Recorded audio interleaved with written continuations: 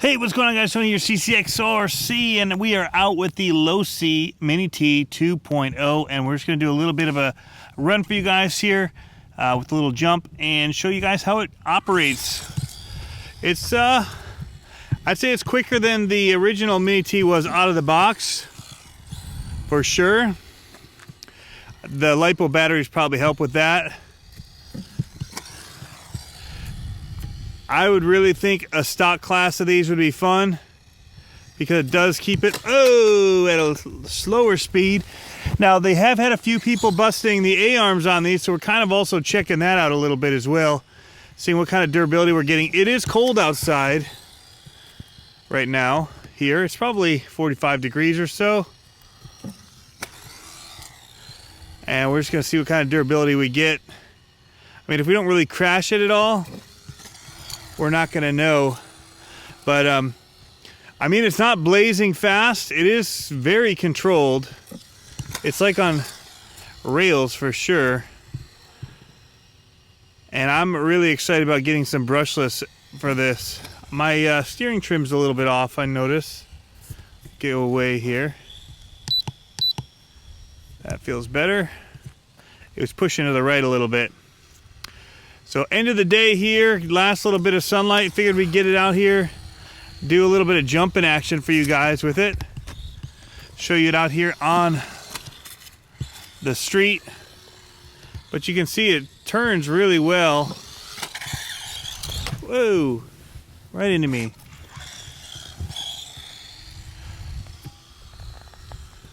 Now we are, like I said, 2S Lipo, and it's a tiny little guy, so scale-wise, the speed is quick. But I'm sure you're going to see a lot of upgraded machines as well. You'll probably end up seeing a stock class and then a modified class for these. Stock class just so people can get one and come out and race without having to drop a lot of money in it. I went and bought the nicer shocks for mine.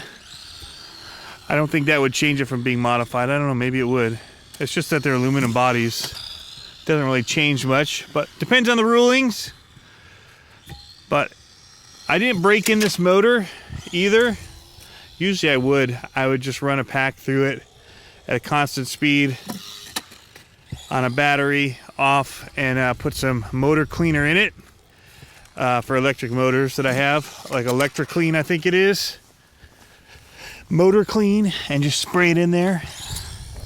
I'm not doing that break-in here. I do plan to go brushless with mine.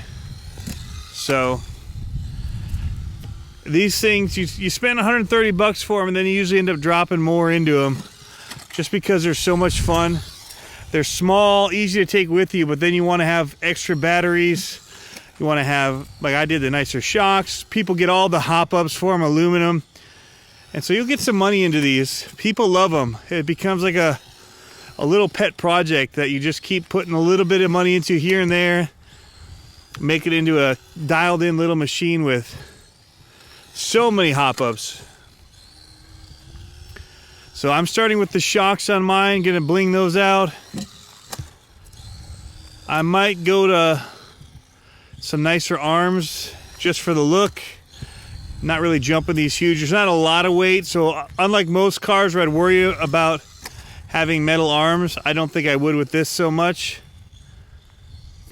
just because it is lighter weight and I don't see as much problem with it. But I also, this would not handle great in grass. We can show you guys here. I mean, it does all right. Surprisingly better than I thought, actually. Not the best. It'll get through it. It's a fighter. He hit a brick. Not a brick, a twig. We do hit bricks around here sometimes. That's why I was so quick to say that. And there's a lot of trees in the yard here. Tree branches down. We have lots of trees in general around here. But you can see it'll get along in the grass, even with the leaves. If you do have anything obstruction-wise in the grass, it's a little bit more difficult for it. Not what it's made for. It's made for being at the track, out in a parking lot, light dirt. clay tracks. It could handle dirt. You just don't want to have too much ground cover because it does sit really low. So it's easy for it to get bound up underneath it. I like it. Feels pretty good. I might change some of the shock oils and stuff out when I do put the other shocks on. But overall, it's not landing too bad. I did see a few scrapes on the bottom. I've heard other people changing the shock positions to make them lay down a little bit more. Let's send it a little longer. I've been keeping it in close, just going back and forth because it's so small. It's hard for you guys to see. I guess I could zoom in a bit.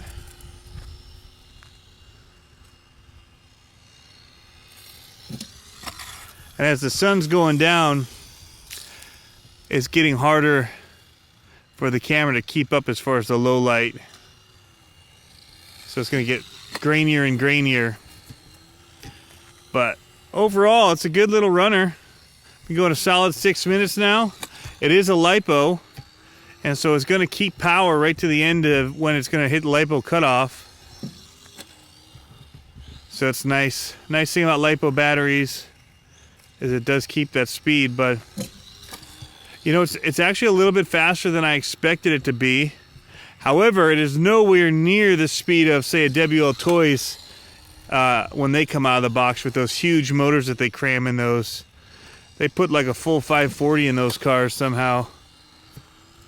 But this is much more controlled and just much more quality feeling. The suspension and everything about it, the way it handles, just feels way better.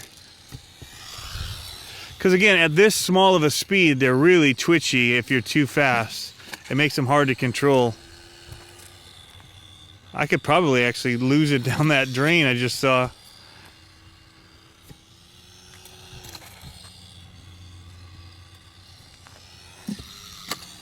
Oh yeah, this is just fun to get out and run. I think for out here in this bigger space where you don't have tight jumps and a track to kind of manage, you know, I kind of would lean more toward running probably my Reflex 14B by Team Associated, or even the Mini-8 Losi out here for just hitting little ramps like this. But you get this on a little track and you get them racing, or you get other people with comparable cars, you'll have a blast with them. And that's where the fun is. Getting them racing. But you get one of these under the Christmas tree. Now, I have a lot of RC cars, and so, you know, I could say, oh, I'd probably bring one or the other out in this scenario.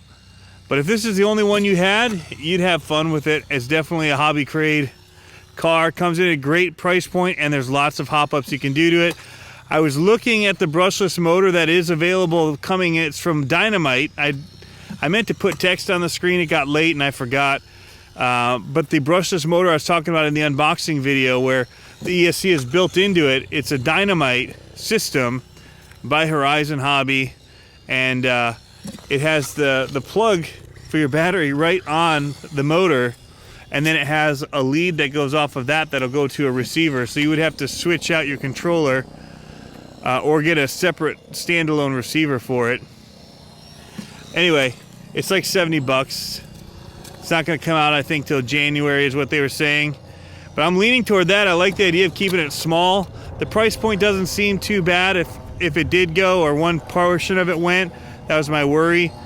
For the price point, you know, it might just be worth replacing the whole thing. Hopefully nothing goes wrong with it in such a small little package, but you never know. Stuff goes wrong. It's a hobby. Oh, so far I haven't done any hits that would break the arm. I am landing front wheel down cold on cement, and that's not breaking it, so somebody must be kind of clipping into a jump or something, having a harder, you know, on a 10 scale course or something, and not able to clear the jump but landing into it or something. I don't know, because so far these seem pretty good to me. And I just tumbled that one into a cartwheel landing on that front wheel, and it held up. So everything has its break point. And you know, we tend to bring them to that break point a lot in this hobby. I know I do. Ooh. That could have done it if anything. That was like hitting a wall almost. Now my body's a little cockeyed. I think that's from the battery lead. I didn't tuck it in there very nice. So anyway guys, wow, 10 minutes of run time here. Still feeling pretty good. I'm gonna cut the 10-minute video here and say it's running good, guys. I'm digging it. It looks good out there running. Very controlled. Feels pretty quick and snappy for the servo. You can always get upgrades that'd be a little better, but I'm happy with it for what it is. I'm gonna go ahead and we did lose a body clip somewhere in one of our jumps. Maybe that's why it's sitting crooked. And I did that with the 8T as well. Interesting. Anyway, well, thanks for tuning in, guys. Let me know what you think about how this thing is running. I feel pretty good about it. Not getting any crazy tire wear, that's for sure, from the speeds we're getting. And so that's nice. It's not sliding too bad on the cement, and so they're not very worn. I know after the Reflex I ran it, it had so much wheel speed that on the cement I had significant tire wear after running it one time. So I'm impressed. I'm gonna go ahead and get a couple slow-mo shots for Instagram and that, and keep running until the battery dies, guys.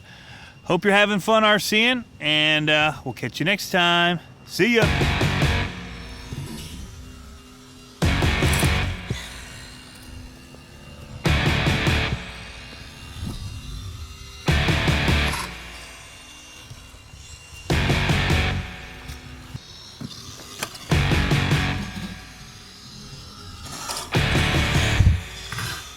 Oh.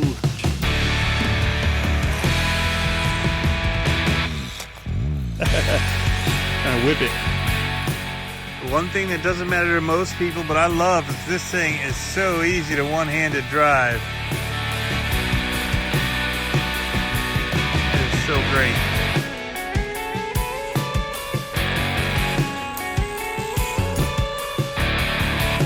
Super cool.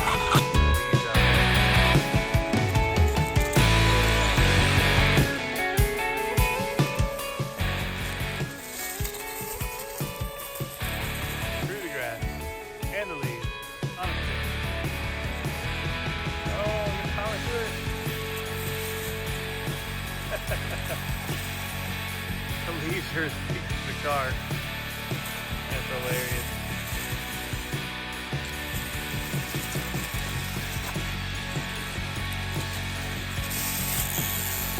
Oh, there's a leaf. That's some leaf action. It's like having a playing card in your spokes of your bike.